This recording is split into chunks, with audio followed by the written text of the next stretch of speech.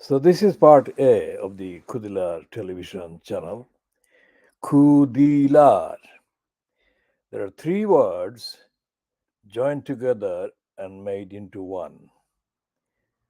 And it is a Siloti language word, Silot. Silot.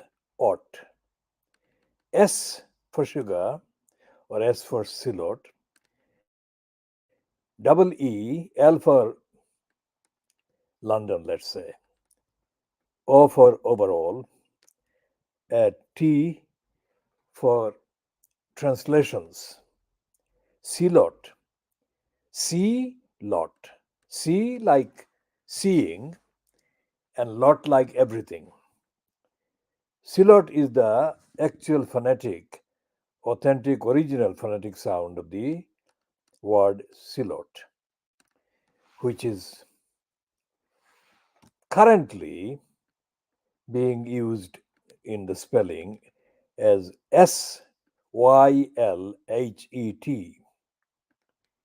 Now, that is the spelling that was introduced by the influence of the Macaulaytes, the British imperialists, who messed up so many things, so much of the languages, the culture, history, etc., etc. And one of the things that I have been doing is to assert the comprehensive identity of the Siloti language. And in doing so, I have been, I suppose, understandably, technically understandably, encountering issues, resistance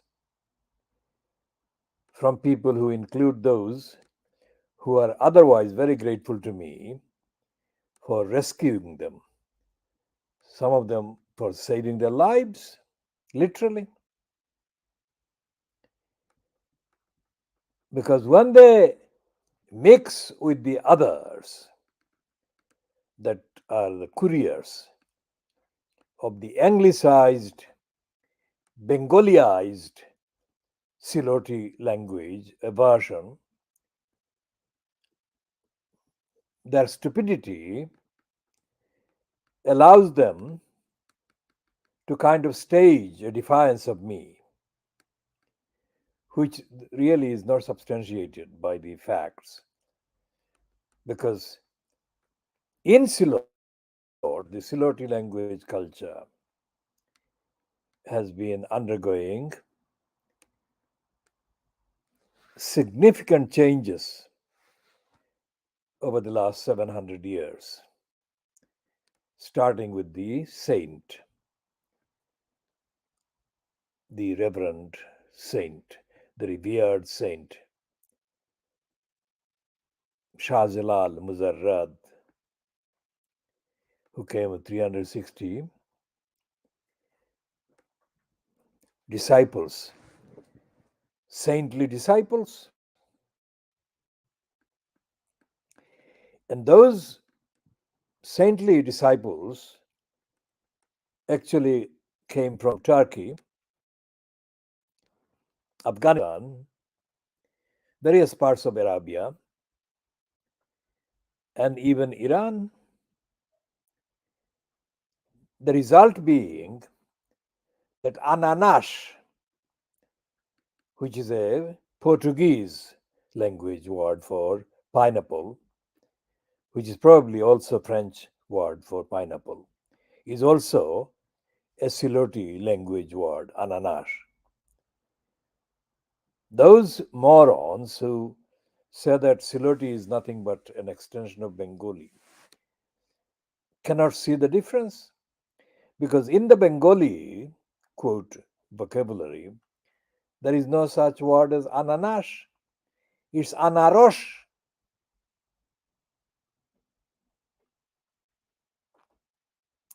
And it has nothing to do with the French or the Portuguese. But the most offensive insertion of a non Bengali and non Siloti word is, of course, the Shagatam.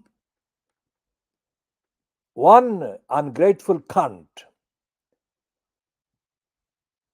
whose gratitude debts to me would take many years to actually write down, staged a defiance by putting in Shagatam.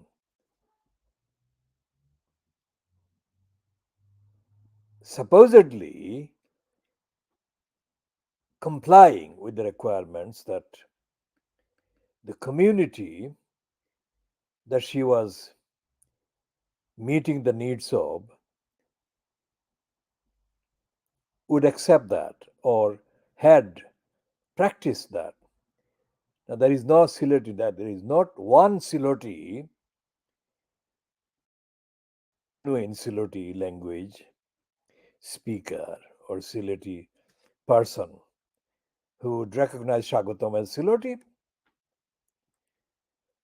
The culture is dominant in the expressions based on the mixture of the Arabic, the Persian, and assorted other languages from the Central Asian regions. And Assalam is the accepted greeting in Siloti, not Shagatam.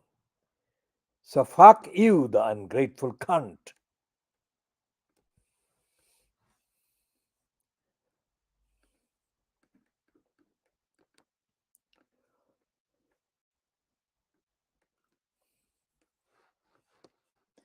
Ignorant cunt.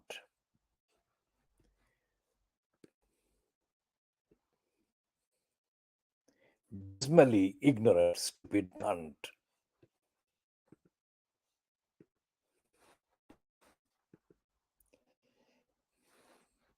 Now, today's newspapers, of course, led by the Daily Mail in terms of circulation, they've got the faces of these two young women on the right hand side of the one. And the main caption to that couple of photographs is teenage British sisters appeared to be Gaza hostages. These girls look very mixed, of mixed background. Whatever the mixture, they are not the product of all white kind of parentage. Quite apart from that, there is this complete, absolute, stupid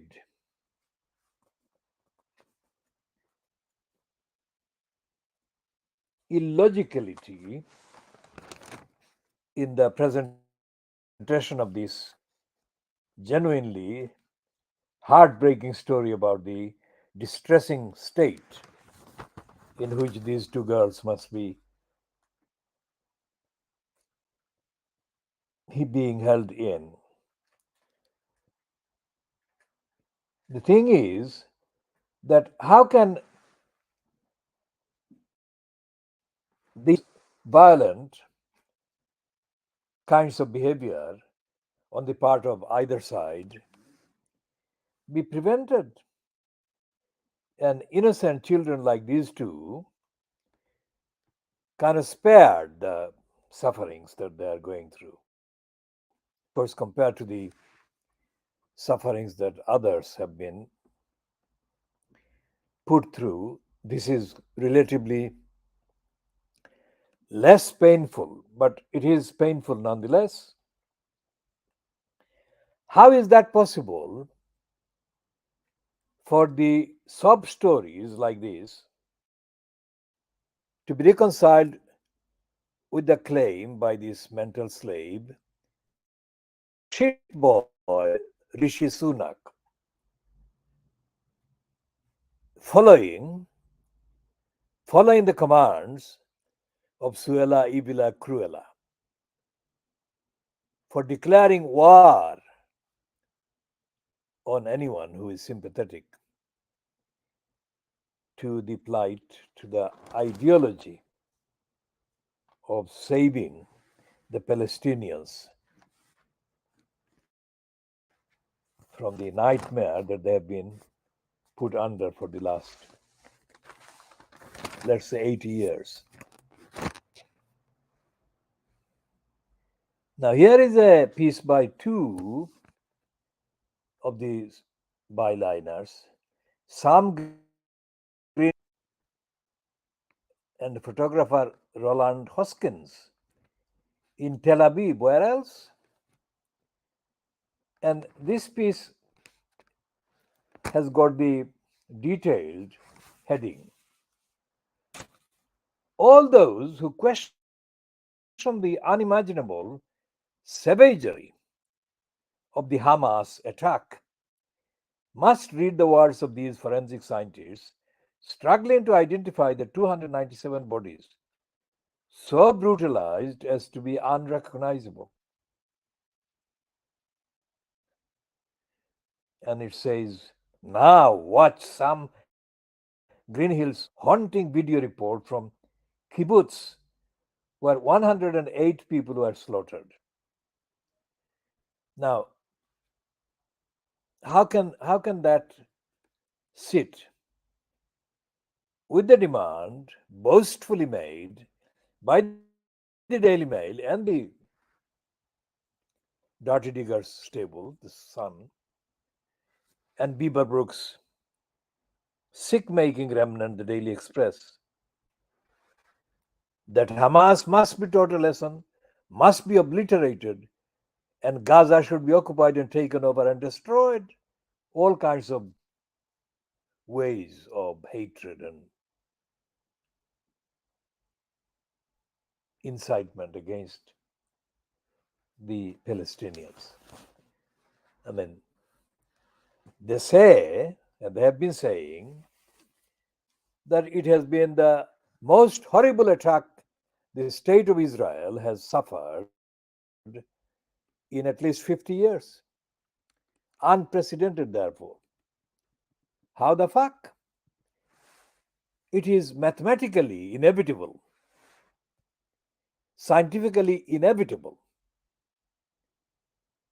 that the relentless brutality, cruelty, inhumanity, and kind of gratuitous, hateful, pain inflicting attacks, massacres that the Zionist state of Israel has been inflicting for the last decades was not being stopped by the likes of the Biden or his predecessors, or the likes of Sunak and his predecessors, or any of the world's so-called statespersons, statesmen and women. So what was happening was that there was a lull, apparent lull, as far as the coverage by the Western media, which is a Zionist media, by the facts, by the contents. Never recognized the possibility, scientific, mathematical possibility, that whatever the Hamas assault on Israel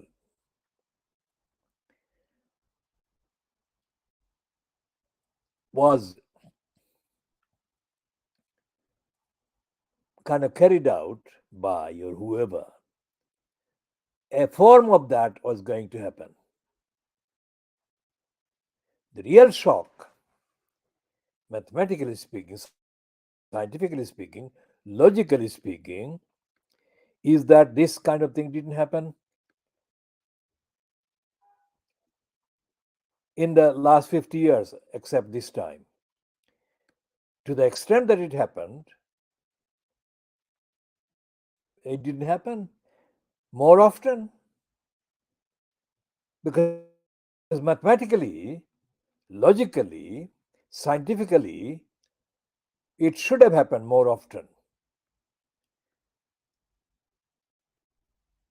And it didn't happen. And one real kind of reason for it's not happening until this time was the reluctance reluctance on the part of the people of Gaza or other parts of Palestine that are yet to be taken over by the Zionist state to risk incurring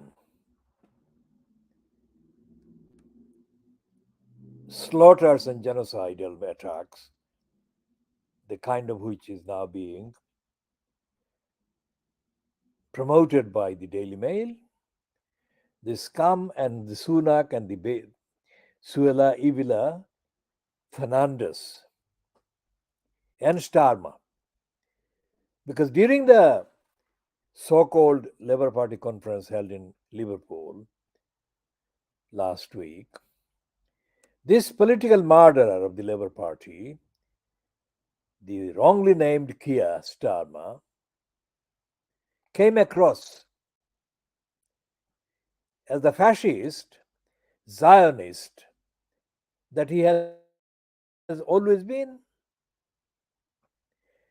Despite the corrupt inclusion in his CB that he was involved in the campaigning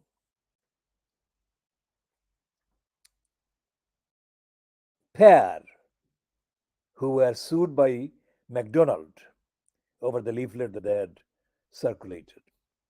I've always maintained that Keir Starmer never supported those two, the McLibel targets. Because if he genuinely supported them, he would have stuck with them and he would have continued until the very end supporting them. But he didn't. Now, if you take a look at Keir Starmer's kind of visual image, if you let's say examine, let's say 100,000 images of Starmer in various forms, and then you make a sample of it, you will see the face and the eyes and the body language fitting the description of a fascist and a soulless murderer. That's what he said at the so called Labour Party conference at Liverpool. He said that the state of Israel, Zionist state of Israel, was entitled to starve the Palestinian people, men, women, and children, of food, shelter, and water, and everything. Now, as I have said during the height of the kind of worldwide reporting of what the Burmese had been doing to the Muslim Burmese called the Rohingyas, the United Nations has been reduced to a ghost. The only United Nations Secretary General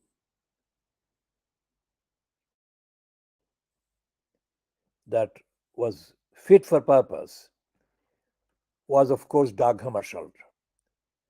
But it was because of his being fit for purpose that they murdered him quite early on. And since Dag Hammarskjöld's murder, there has been no occupant in the office of the Secretary General of the United Nations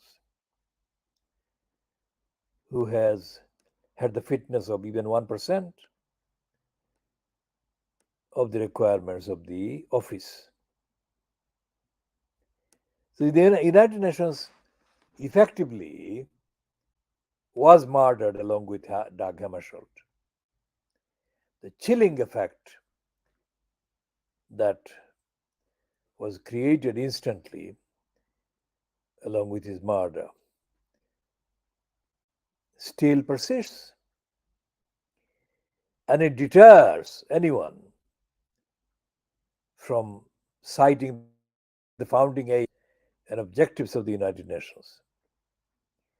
And the result is that all these various contradictory and conflicting and dishonest statements made by the Biden, the Sunak, and others are getting the coverage. And there is nothing from the United Nations at all. Whereas it is at events of the magnitude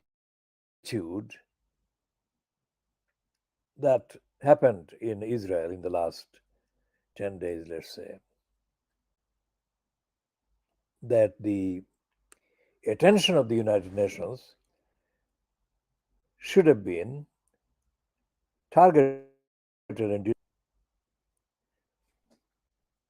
not only that, the so-called commentators, including the Coburn, one son of the Coburns, who is still able to actually recognize the truth from falsehood to some extent, even he has given up his soul and has become himself a Zionist as well,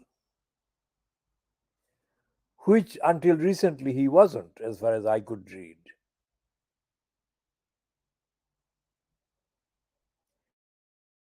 Look at the contents of the Guardian,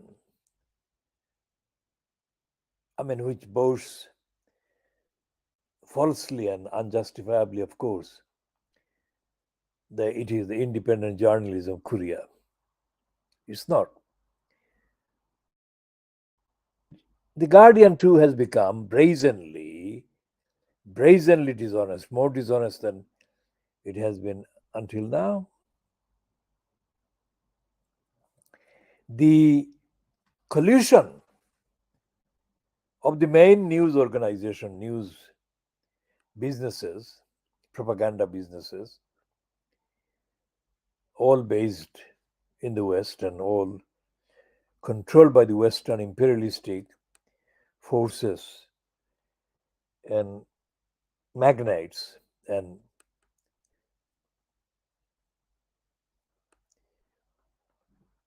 conglomerates.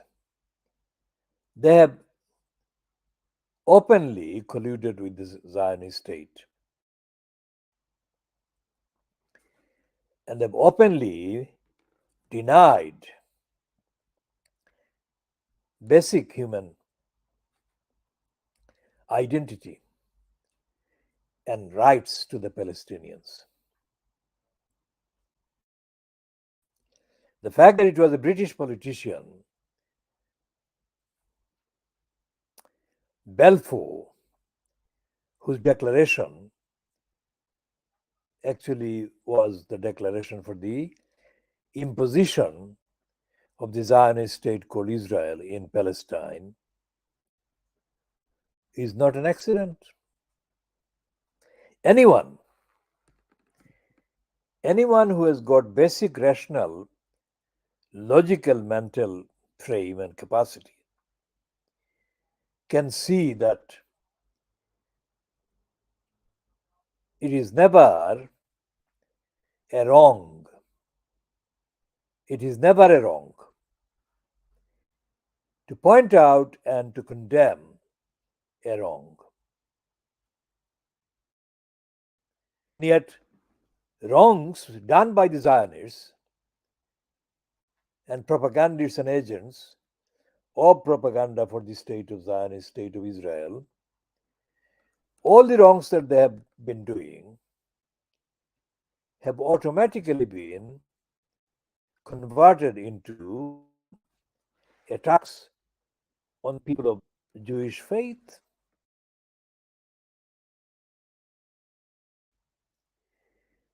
That is absolutely the product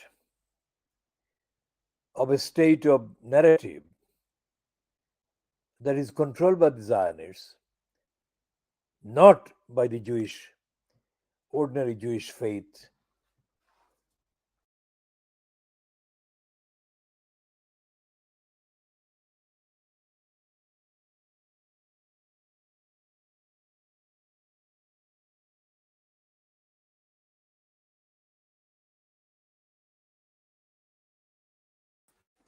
Who is remotely related to kind of Jewish community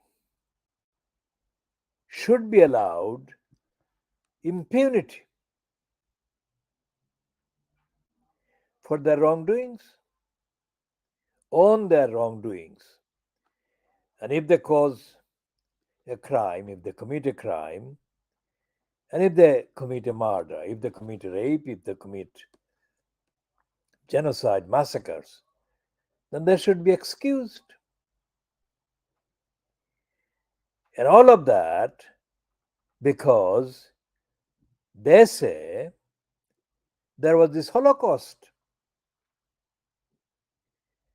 Now, the Holocaust was not done by the Jewish people except the small number of Jews who collaborated with the Nazis, mainly in Hungary and also parts of Germany and other Western countries. The Holocaust was done by the fascists, the Nazis who hated the targets of the Holocaust, that just demographically included majority of the targets were Jewish people, but there were non-Jewish people as well in the targets. And it was never carried out. Think about the kind of link. It was never carried out as a future justification by the Jewish people for massacring innocent people of other faiths and innocent people of no faiths whatsoever, etc., etc. If you take into account the behavior of the Jewish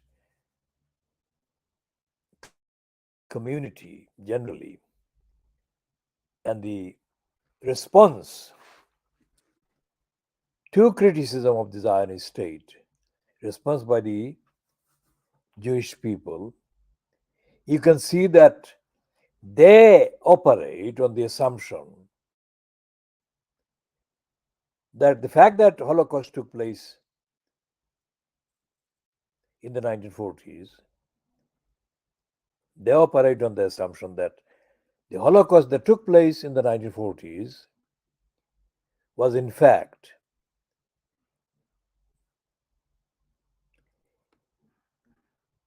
a license for later generations of people connected with the Jewish faith to behave with impunity, even when they were committed or they would commit and they were committing similar, to use today's Daily Mail's word, savagery against non-Jewish people. In the current contemporary topical context, the Palestinians. So these are very serious issues, all of which have been, if you like, suppressed from discussion. And the propaganda that has been afoot for the state of Israel has been solidly based on the solid assumption that the Jews are immune and impune, and they are not to be held to account for their crimes that are otherwise objectively defined would be crimes. Who is going to speak for the targets of the Jewish genocide, murders, and violence? And I say Jewish within quotation marks, because the perpetrators of the crimes by the state of Israel, for the state of Israel, use the term Jew and Jewish simply as a badge to justify their crimes, not in any way as a representation of the genuine preference or wishes of ordinary people of Jewish faith. The state of Israel has not sought,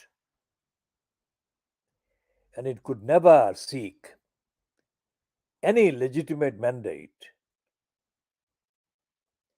from believers in the Jewish faith to commit crimes indefinitely, which is what has been happening. There are so many stock phrases that are uttered by Zionists that to all people with the capacity to understand logic, rationality, objectivity, these would be absolutely kind of lowest of contemptible words and phrases, like Israel has the right to defend itself. Now, who ever says that Israel alone has the right to defend itself to the exclusion of other states? Who would say that? And who gave the mandate for Israel to commit crimes without accountability? Whereas the rest of society, rest of the world, rest of humanity is instantly required to be held to account, required to account for their behavior, the rest of humanity, that is, other than Zionists. Now, I have not spoken to the issue of Zionism for decades because the relentless, fierce atmosphere of hatred aimed at anyone who discusses or dares to discuss the crimes of the state of Israel and its supporters means that you haven't got any peers in public in Britain at all with whom you could exchange even factual references, etc., etc. And by definition, by the nature of discourse, there has to be peers. Otherwise, it becomes empty and void. So Zionism was imposed by default, by the pressure, by the what can be only called the blackmail, by these lobbies everywhere. And it is the Zionist lobby that has created these words like woke, words of abuse like woke. because they can't say that opposition to racism is unacceptable. But opposition to racism, if that is called woke behavior, then it is acceptable. So, what they've done, they've stolen the perfectly logical and understandable vocabulary and have replaced some key words and phrases with new ones like woke, wokeism, wokes.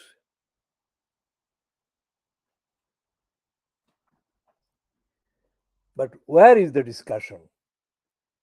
The answer is that there is no discussion because any discussion about the facts,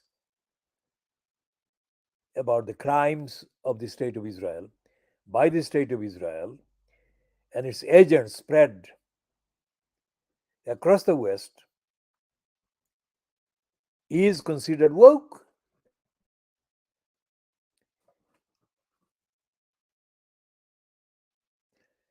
I mean, this attack on the idea of the BBC for the crime, as they say, it is a crime to refuse to condemn Hamas as terrorists. I mean, this attack on the BBC for not describing the Hamas as terrorists is part of that overall domination of the Western language and linguistic platforms by the Zionists. It's no longer hidden. The Zionists are in control of the words, the narratives, and the descriptions of what is happening. For example, the earthquakes that have been happening in Afghanistan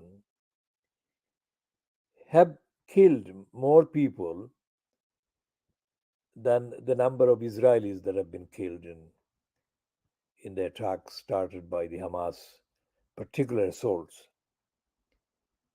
There is no mention of these thousands of Afghans who have died. Now, this is what is called the act of God.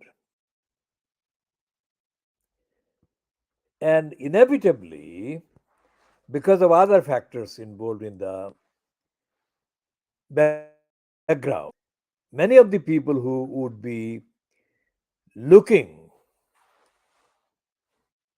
to escape the sheer physical consequences of the earthquakes in Afghanistan, let's say, would become part of the migrants. But say that to Suela Ibila Cruella Fernandez, and she would call them criminals, invaders, as she called children seeking refuge after leaving really desperate places back where the home used to be. This is a linguistic robbery and thuggery and criminality. It should not be allowed to be perpetrated by a member of a government of a democratic state, etc. And yet it has become the norm. The Ibilar, Cruelar, Suela Fernandez immediately pounced on the first reports of the attack by Hamas and declared the UK government as part of the Israeli government.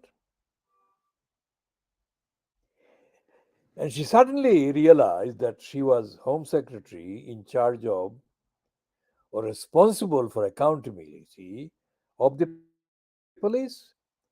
And she said that the police must treat as criminals any expression of political sympathy for one side, and that side was Palestinian side.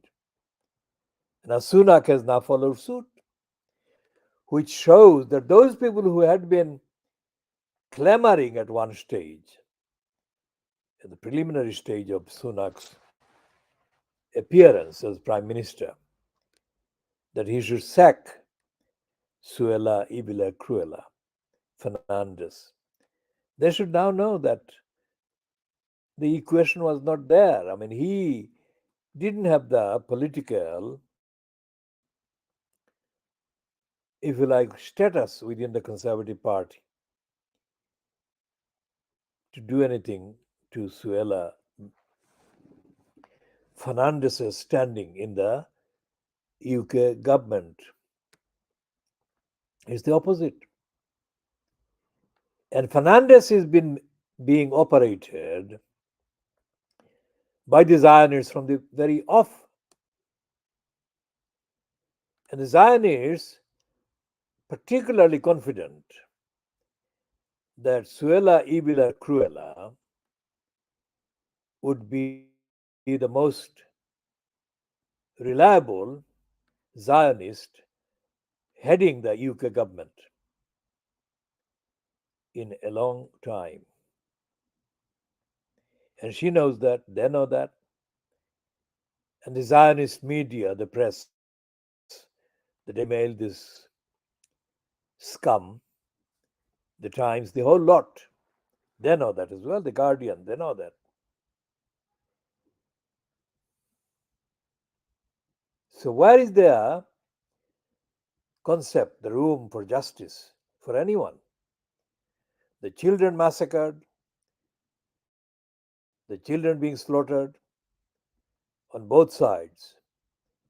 Where are the future other children who are still alive? Who is going to safeguard them? Who is going to protect them? The culture in the state, as represented locally by the local councils, regionally, as the regional confections, as represented by the lying crook Andy Barnum in Manchester, the Greater Manchester Mayor, or centrally, Sunak, Fernandez, Kemi Badenoch. I mean, where do you find rational, objective, caring, kind, and responsible members of the population included in the government, in either house of the British Parliament? How many members of Parliament have tabled any serious, substantive, sustainable early demotion in the last 20 years?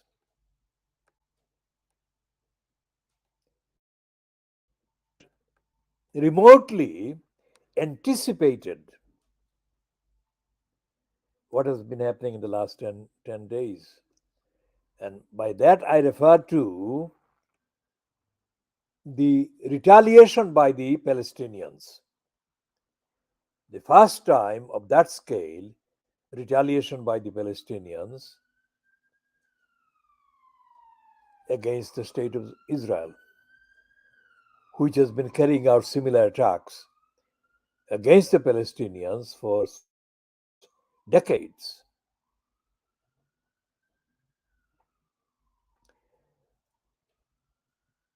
Where has the anticipation been? Who buried it? Because these people think, or at least they claim, that they have the capacity mental capacity, intellectual capacity, moral, even moral capacity. But they haven't, because the massacres of the Palestinians that have been going on for decades,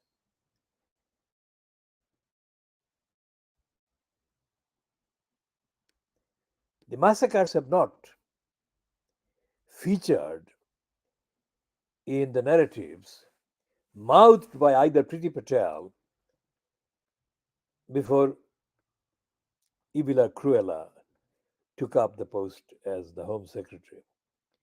And there is a significance there. Because if they mention the plight of the Palestinians,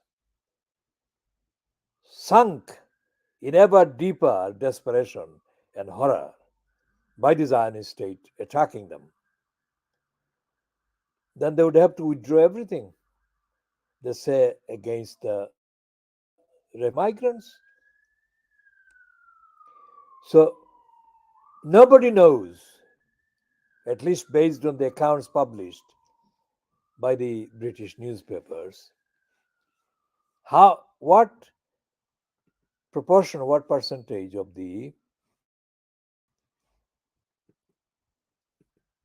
people seeking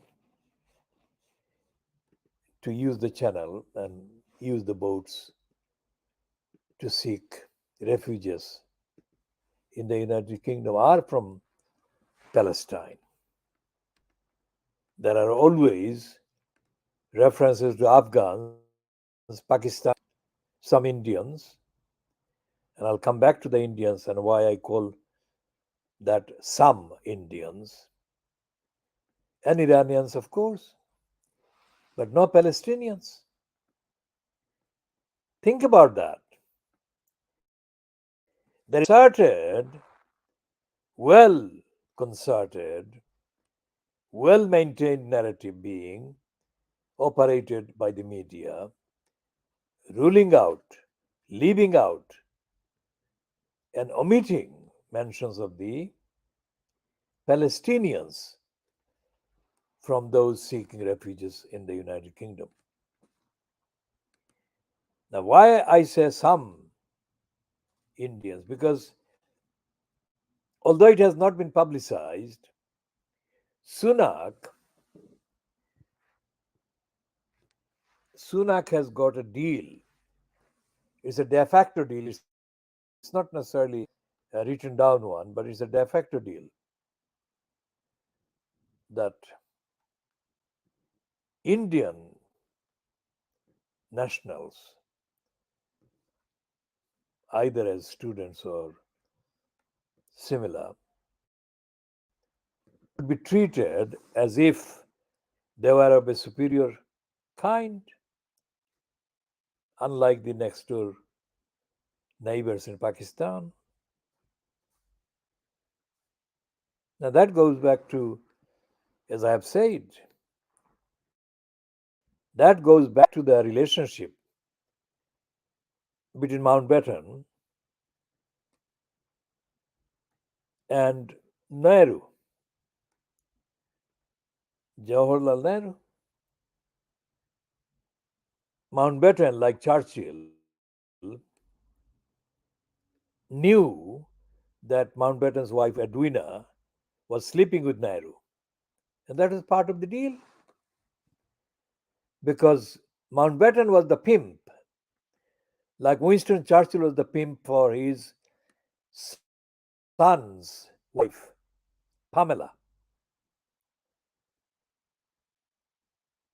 Only decade earlier. Because Pamela was asked by Churchill to sleep with influential Americans in order to get information or influence them. In Churchill's effort to get American support, the American president at the time, reluctant president, interested in helping the efforts of the British against Nazi attacks. And Edwina Mountbatten was encouraged by Mountbatten to sleep with Nehru as part of the concessions that Mountbatten could extract from Nehru in the years following the so called withdrawals, 1947. No such deal existed and could exist with Jinnah. Despite their best efforts, they couldn't frame Jinnah as sleeping with anyone. I mean, Jinnah, even by the accounts written by contemporary Hindus, was way, way, way above that kind of thing. But Nehru wasn't. And so, what they did in those years, 80 years ago, 85 years ago, is still continuing. The relationship with the Indian regime, whoever fronts it, has been one that has treated Indians wanting to migrate to the United Kingdom as being superior claimants and superior people, which factually is not the case, but that is what the status given to them makes them come across as. It's like the Hong Kong people. In order to spite the mainland China, after the quote withdrawal from Hong Kong, the British are way out of, their depths, and they have gone out of the way to allow millions of Hong Kong people similar access to enter the United Kingdom as they would give to British indigenous individuals. Millions. There is not a sign, there is not a little sign of objection to that by Suella Ivila Cruella Fernandez, who gets out of control literally, as the cartoonist in the Times, Peter Brooks, depicted her, showing Sunak being unable to control her, and Peter Brooks catching up with the pun given by the name Braverman, which has taken him so long. Peter Brooks' caption to his cartoon about Sunak and Fernandez, who name Braverman. Brooks said, it would take a braver man to make her shut up or shut her up, whatever the actual words. But the braver man was the center of the pun. So the relationship between Sunak and Fernandez is that Sunak is an interim kind of leader of the Conservatives, while Fernandez waits in the wings, and once she gets in, that is the calculation that she is working on, and her controllers in Tel Aviv are working on, that once she gets in, she would ban everyone from breathing, which is exactly what the Zionists want to do to the Palestinians? Stop them breathing?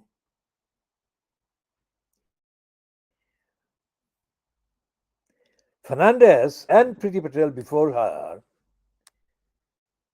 pretended that the society in Britain didn't exist. All the women that have been raped, sexually abused, mistreated, and murdered by the Metropolis and other police rapists and criminals. To Priti Patel and Suella Ivila Cruella, these crimes didn't exist, haven't existed.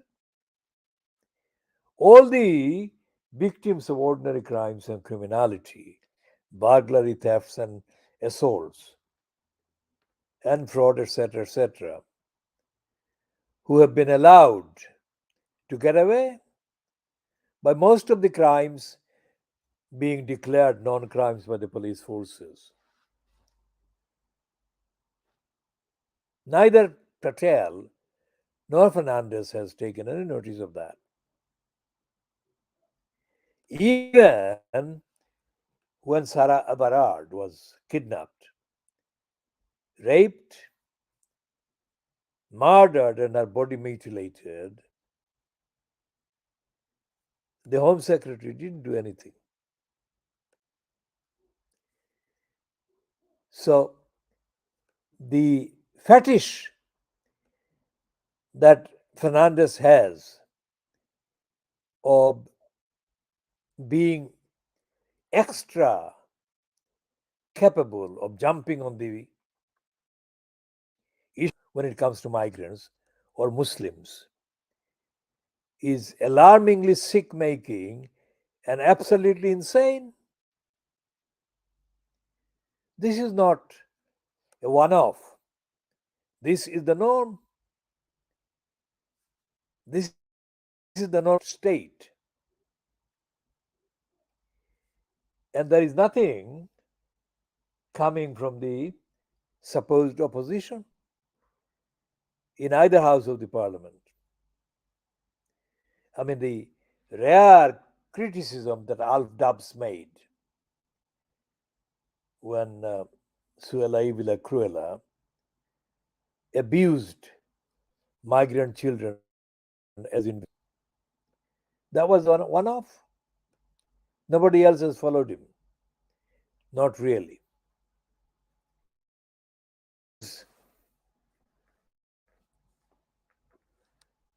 Given the extra sensitivity with which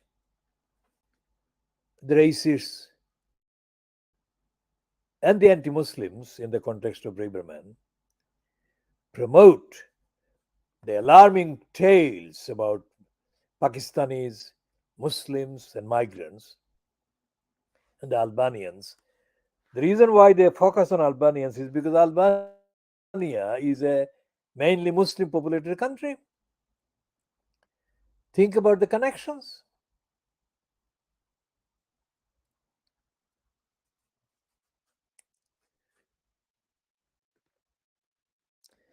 So, the United Kingdom, our campaign has been using the quotation marks to write UK because the UK, despite the fact that the SNP's fragile state of the referendum demand may or may not succeed, it doesn't matter. The United Kingdom is fragile. Northern Ireland is a complete and utter mess. Wales is a mess. England is a mess. And the judiciary absolutely in a mess. There is no room in prison. Are saying that from now on or immediately in the immediate future, convicts will be let out of prison because there is no room. Alternatively, they could say that they would stop convicting criminals that more than deserve to be convicted and punished.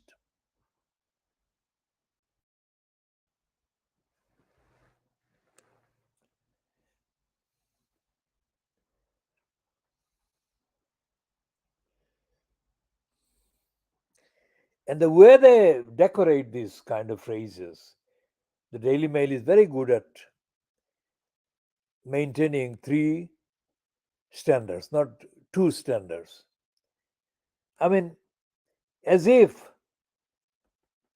tears are flowing down their cheeks as they write these words. Kidnapping fears grow for British teen sisters. It's absolutely overloaded with emotion. Fears, British teen sisters being kidnapped by Palestinians. I mean, you could not get a more explosive mix to incite and excite these anti Palestinian and anti Muslims into states of ecstatic hatred, if you like. And Suella Evila Cruella has not had a more successful period. And a woman who is not, pigmentationally, she's not light skinned at all, but she has become almost looking like a light skinned. And next thing you know, keep the possibility in that she will become a blonde. It's the degeneration of the daughter of Indian parents to a point where even Macaulay would not believe this. Even Macaulay said that the Indians would remain brown on the outside, only English on the inside. But Braverman Fernandez is going miles extra into becoming almost, she's on the verge of becoming a blonde with the kind of, to use Germaine Greer's words against her rival at The Guardian, she's wearing clothes that can only be described as fuck me clothes. And there is nobody in the entire media pointing this out. The degeneration of Suella Fernandez and the daily, hourly sinking of Rishi Sunak.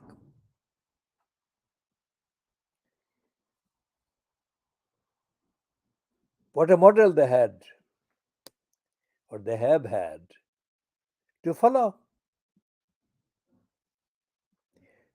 27 years he was married to Marina Wheeler, Boris Johnson, producing, I think, 4 or 5 children between them.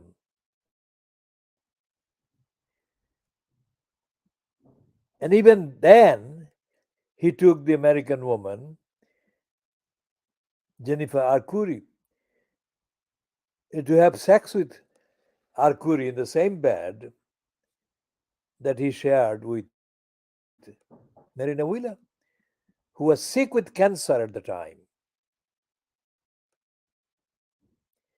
So, where do you begin to identify the humanity, the care, the compassion, the responsibility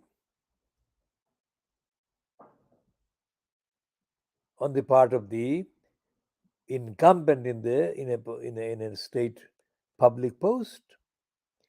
At the time he was doing it with Jennifer Arcuri, he was, of course,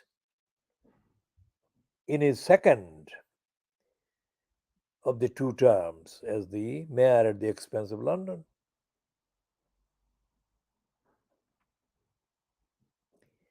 And he has not been held to account. What stops them, that is the British media, from examining, diagnosing the correlation between the perverse sexual adulterous behavior with the perverse unfitness, dishonesty as the holder of the office, either as mayor or then as foreign secretary, or later as the prime minister. What sanctity is there? And where is the source of the sanctity? And why is it that Johnson was allegedly with COVID 19 and he was only in hospital for a few days? Now compare that with Derek Draper, who has been become the longest patient, longest suffering COVID 19 patient. He's still very unwell. I mean, what is the difference? What happened with Boris Johnson? Was he really ill with COVID 19? If it was, then what's the difference between his COVID 19 illness and Derek Draper's COVID 19 illness? Why isn't that being investigated? So we shall be ending this edition at this point by saying that baby angel Geronimo is witnessing all these things that I'm voicing on this platform. The baby angel Geronimo was never tested. Baby angel Geronimo was never infected with bovine tuberculosis. And baby angel Geronimo was never given the chance to truthfully go through the objective, independent, neutral test. And baby angel Geronimo has been denied all of that with the active collaboration or collusion with the prostitute judges, especially vulgar one, Griffiths, in the High Court, who said that facts didn't matter, that the Secretary of State was entitled to ignore facts. Now think about that. This is worse than Idi Amin of Uganda. I mean, in 1977, when I was covering the so-called Commonwealth Heads of Government meeting held in London in 1977, over the whole week of that meeting, because it was a week-long affair, in the news space for accredited journalists, including myself, every day there would be several news tips, rumors, announcements, saying words to the effect that Idi Amin Dada was about to arrive in England to join the Commonwealth Heads of Government. Everyone laughed because what he was issuing was, of course, amongst other things, genuinely laughable, because he wasn't going to arrive and he wasn't going to be allowed in, but he was staging a stunt. But back home, as everyone knows, or everyone who should know knows, he was a murderer, mass murderer and criminal. And he has not been really held to account, because he spent his last days as a guest in Saudi Arabia. Can you imagine? believe. So that is the state, the level, the extent of unfitness for purpose. So what's the difference between Boris Johnson and Idi Amin? Boris Johnson has lied so many times, including lying against the baby angel Geronimo, that even the likes of Peter Auburn, a former Daily Mail journalist, joined the public clamor against him in the most kind of extensive language possible. And yet, when one of the outraged, let's say, citizens published words to the effect that Johnson should not be allowed to hold public office, he should be held to account. One London magistrate, a woman magistrate, dismissed that particular legal attempt. I mean, it really did happen. And it's a tip of the iceberg. So when they say that there is a woman judge or an ethnic minority judge or whatever, never believe that. Because they may be physically ethnic or of the female gender, but mentally and intellectually and judicially, they are not discharging the truth. They're doing the rubber stamps. Like Griffiths did the rubber stamps for DEFRA against baby angel Geronimo. Like Murray before Griffiths did the same against baby angel Geronimo. Like the lower court Leighton did the same against baby angel Geronimo, acted as the rubber stamp. And in effect, they said facts don't matter. If a judicial system is to be given any credibility for its work as judicially relevant, then the only thing that matters, that makes the difference, is what they do with the facts, the evidence. It is for the sanctity of facts and evidence that the judiciary is treated with deference because it treats the facts and the truth and the evidence with reverence.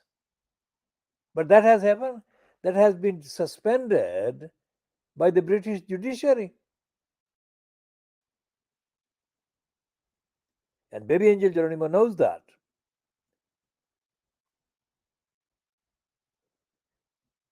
Over years of campaign to demonize him and to deny him access to the due process objectively defined.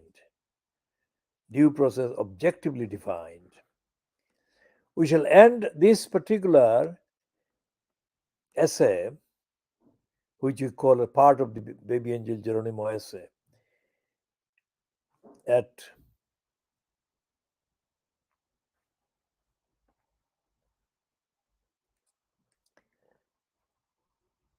1 hour 14 minutes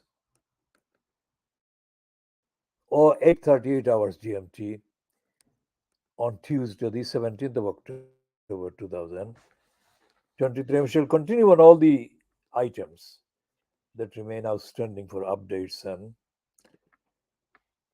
further factual narratives and diagnosis.